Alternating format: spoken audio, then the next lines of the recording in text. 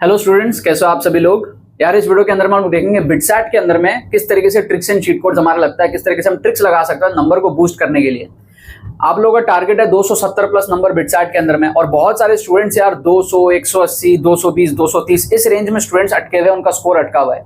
अभी कम टाइम के अंदर में आप लोग पढ़ के तो ये इंप्रूवमेंट कर नहीं सकते 50-60 नंबर का, लेकिन ट्रिक्स अगर आप सीख लोगे, ऑप्शन एलिमिनेशन ट्रिक्स, जुगाड़ ट्रिक्स, इंटेलिजेंट गेसिंग ट्रिक्स, तो बिटसैट के अंदर में क्या होता है ना, 2 स्टेप प्रोसेस होता है बिटसैट का, क्योंकि पैटर्न थोड़ा सा अलग है।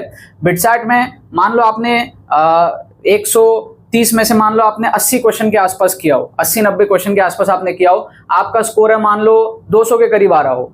अब वहां से आपको क्या करना है, बचे हुए क्वेश्चंस को अटेम्प्ट करने हैं, अच्छे एक्यूरेसी के साथ में अटेम्प्ट करने हैं कि वहां से आपका कुछ नंबर बढ़े, और फिर आपके जो बोनस क्वेश्चंस खुलते हैं, बोनस क्वेश्चन से आपको और नंबर बूस्ट करने हैं। ये स्ट्रैटेजी आपको यूज करना है, आपका स्कोर तभी बढ़ेगा। ठीक है। सो आपकी एक्यूरेसी कैसी होनी चाहिए, मान लो आप एक एग्जांपल के तौर पे मैं आपको समझा रहा हूं, आपकी एक्यूरेसी ना +3 -1 का पैटर्न है ना, +3 -1 का हमारे पास में पैटर्न है। तो अगर आप 3 में से एक सवाल सही करते हो, 2 गलत करते हो, तो एक सही होने के आपको +3 मिलेंगे और 2 गलत होने के -2 होगा। आपका नेट स्कोर 1 नंबर से बढ़ जाएगा। मतलब आपको हर 3 में से एक सवाल सही करना है, तब आप इस मार्किंग पैटर्न में स्कोर अपना बढ़ा पाओगे। क्या आपको बात समझ में आ रहा है? मतलब आपकी जो है 33% के आसपास एक्यूरेसी होनी चाहिए। ये एक्यूरेसी आपको मिनिमम होनी चाहिए, इससे ज्यादा होगी तो और अच्छी बात है।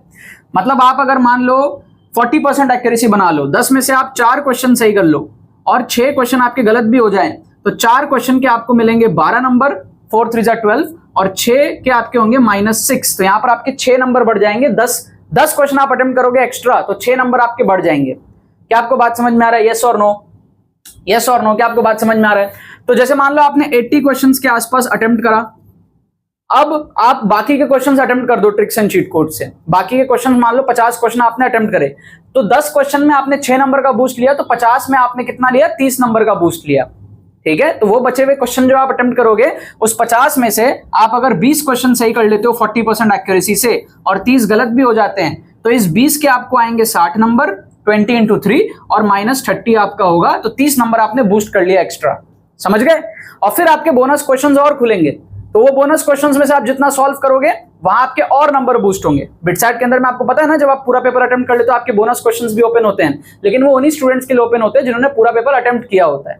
तो नंबर बढ़ाने की बहुत अच्छी स्ट्रैटेजी है। आप अपने तुक्का एक्यूरेसी को देखो, मिनिमम केस में 33%, एवरेज केस में आप कोशिश करो 40% अगर आप बना लो, मेरे से सीख के आप बना सकते हो 40%, तो आपका काम बहुत अच्छा हो जाएगा। ठीक है। इस कोर्स में आप एनरोल करो, बहुत इंपॉर्टेंट ये कोर्स है, 5 घंटे का ये कोर्स होगा बिटसैट के लिए, सेकंड अटेम्प्ट के लिए आपको इसको जरूर से एनरोल करना है।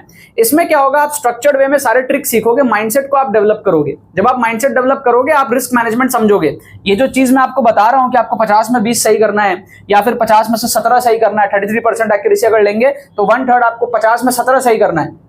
ठीक है। तो ये आप कैसे कर सकते हो, ये आप सीखोगे, सारे ट्रिक्स आप समझोगे, किस तरीके से अप्लाई करना है। आप डिमॉन्स्ट्रेशन देखोगे, लास्ट ईयर के पेपर्स के अंदर में आप ट्रिक्स देखोगे।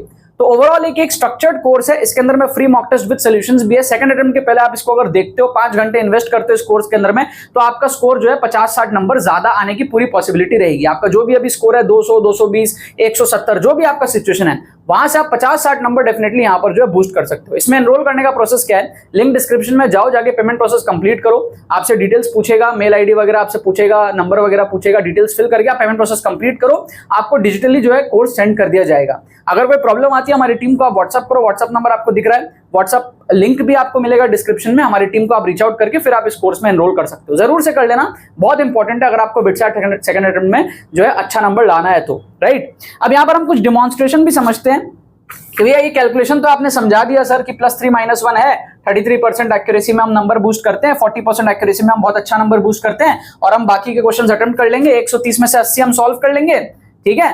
तो 240 नंबर के आसपास हमने सॉल्व किया, उसमें 200 के आसपास कोई स्कोर आ रहा होगा हमारा, और बचे हुए नंबर हमने क्वेश्चंस अटेम्प्ट करके वहां से 20-30 नंबर बढ़ाए, और फिर बोनस क्वेश्चंस अटेम्प्ट करके और हमने जो है नंबर बढ़ाए।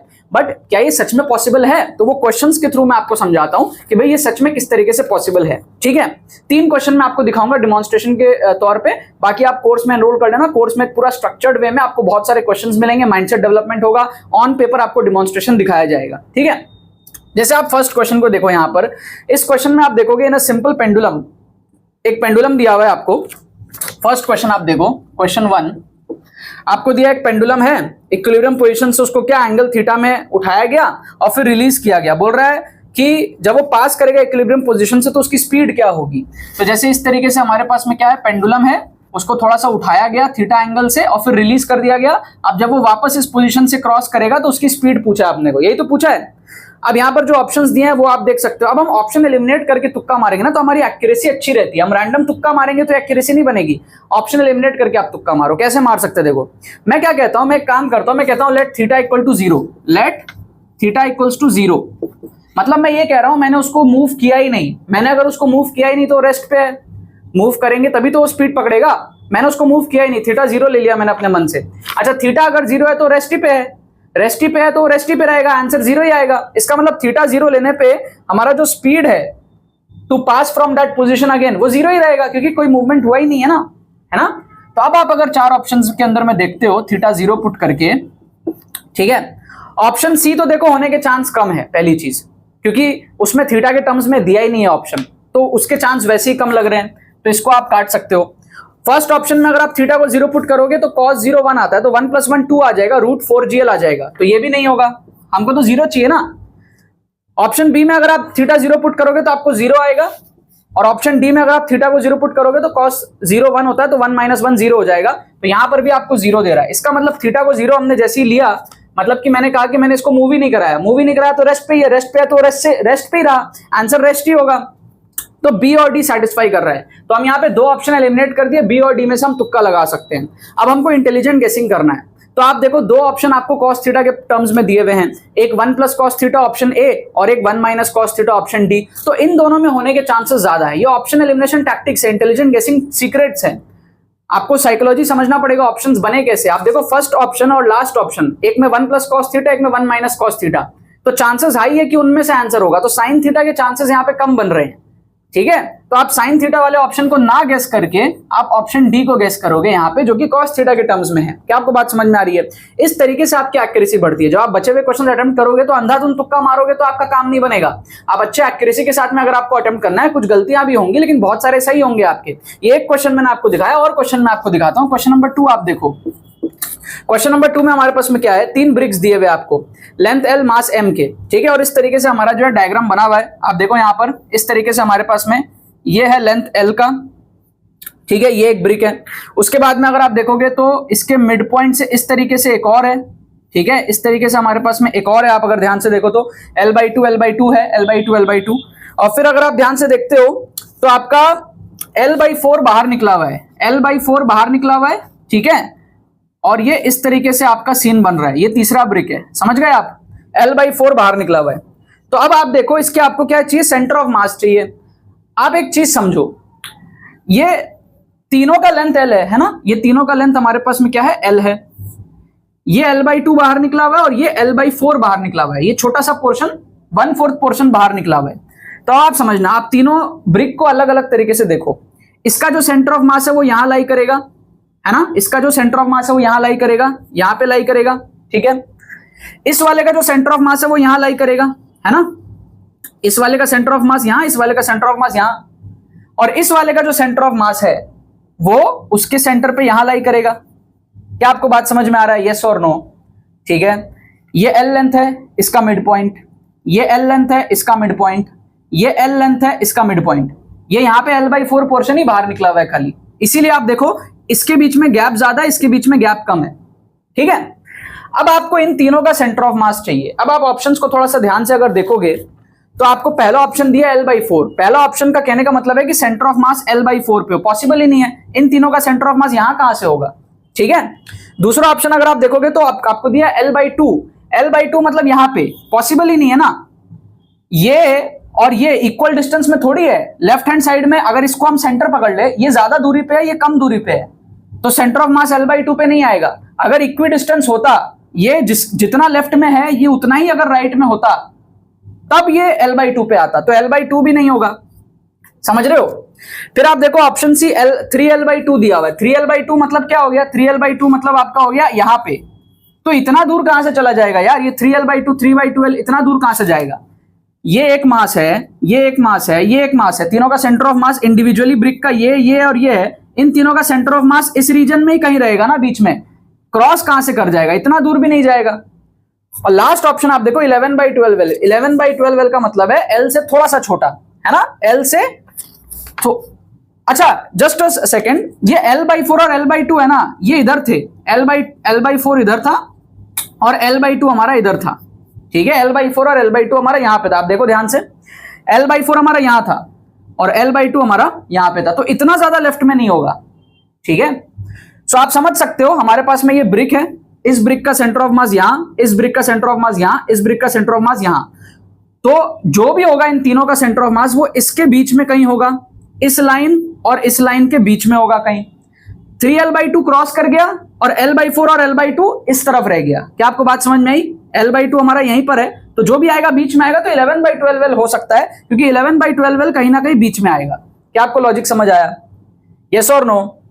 समझ गए ना? ये L/2 था, ये हमारे पास पे L पे था, और ये हमारे पास में L+3L L/4 पे था। तो इन तीनों का सेंटर ऑफ मास इस दोनों लाइन के बीच में ही कहीं आएगा। L/4 इधर आ गया, L/2 एकदम बॉर्डर पे, 3L/2 क्रॉस कर गया, 11L/12 हमारे पास में क्या है, बीच में कहीं पर है। तो हमको सॉल्व भी नहीं करना पड़ा ना यार, करेक्ट आंसर हमारे पास में डी हो गया। इसका भी करेक्ट आंसर हमारे पास में डी था, इसका भी करेक्ट आंसर हमारे पास में डी हो गया, ठीक है। मैंने पोजीशन गलत बता दिया था, L/4 मैंने यहां बता दिया था, L/2 के ऊपर बता दिया था, L/4 और इधर है, L/2 उधर था, राइट। तो इस तरीके से आप समझो यार, जब आप इस तरीके से करते हो ना, एक क्वेश्चन और मैं आपको दिखा देता हूं, आपको समझ में आएगा। इस क्वेश्चन को आप देखो, यहां पर कह रहा है round disc of moment of inertia I2, ठीक है, about its axis perpendicular to its plane and passing through its centre is placed over another disc of moment of inertia I1। एक डिस्क है भैया, क्वेश्चन 3 देखो आप यहाँ पे, question 3, एक डिस्क है हमारे पास में I1 का, और उसके ऊपर में एक और रखा गया I2, ठीक है, और फाइनल एंगुलर वेलोसिटी आपको पूछा है। इनिशियल एंगुलर वेलोसिटी कितनी है हमारे पास में, ओमेगा। तो I1 और ओमेगा है, इसके ऊपर में I2 को हम प्लेस कर रहे हैं, समझ गए, I2 को हम ऊपर से प्लेस कर रहे हैं। अब ऑब्वियस सी बात है, ओमेगा कम हो जाएगा ना पहले से। मोमेंट ऑफ इनर्शिया मतलब क्या, मास के जैसा, मास बढ़ जाएगा तो वेलोसिटी कम हो जाएगी ना, उस तरीके से आप समझो, तो कम हो जाएगा पहले से। तो आप अगर चार ऑप्शंस देखते हो, चार ऑप्शंस अगर आप देखते हो यहाँ पे, ठीक है, तो कम हो जाएगा। तो ऑप्शन सी में तो सेम दिख रहा है ओमेगा, काट दो। ऑप्शन ए में बढ़ता हुआ दिख रहा है, ऑप्शन ए में बढ़ता हुआ दिख रहा है, आप देखो, क्योंकि न्यूमरेटर ज्यादा है डिनोमिनेटर से, I1 + I2 ऊपर हो गया और नीचे सिर्फ I1 है, तो बढ़ेगा नहीं, कम होगा। ऑप्शन बी और डी में कम हो रहा है, क्योंकि डिनोमिनेटर बड़ा है न्यूमरेटर से, ठीक है। अब एक चीज आप सोचो, अगर मैं I2 को 0 कर दूं, let me assume I2 = 0, late I2 = 0, अगर I2 0 हो जाए, इसका मतलब हमने इसके ऊपर कुछ रखा ही नहीं। अगर इसके ऊपर हमने कुछ रखा ही नहीं, तो I1 ओमेगा जैसा था वैसे ही है, मतलब ओमेगा ही होना चाहिए फाइनल। अगर हमने कुछ रखा ही नहीं, जैसे यहाँ पे हमने थीटा को 0 ले लिया था, हमने कहा कि भाई हमने इसको ऊपर से फेंका ही नहीं, वैसे हम यहाँ कह रहे हैं हमने ऊपर से कुछ रखा ही नहीं, I2 को रखा ही नहीं, I2 है ही नहीं, तो जैसा था पहले जैसा ओमेगा ही रहेगा। अब अगर ओमेगा ही रहेगा तो I2 को 0 करने पे आप देखो ध्यान से, ऑप्शन बी तो आपका 0 हो जा रहा है, समझ रहे हो, और ऑप्शन डी आपका I2 0 करने पे I1 कटेगा, ओमेगा बचेगा, मतलब कि ऑप्शन डी करेक्ट है, ऑप्शन बी कैंसिल, क्योंकि I2 को 0 करने पे 0 नहीं आना चाहिए, I2 को 0 रखने पे जो इनिशियली था ओमेगा उतना ही रहना चाहिए।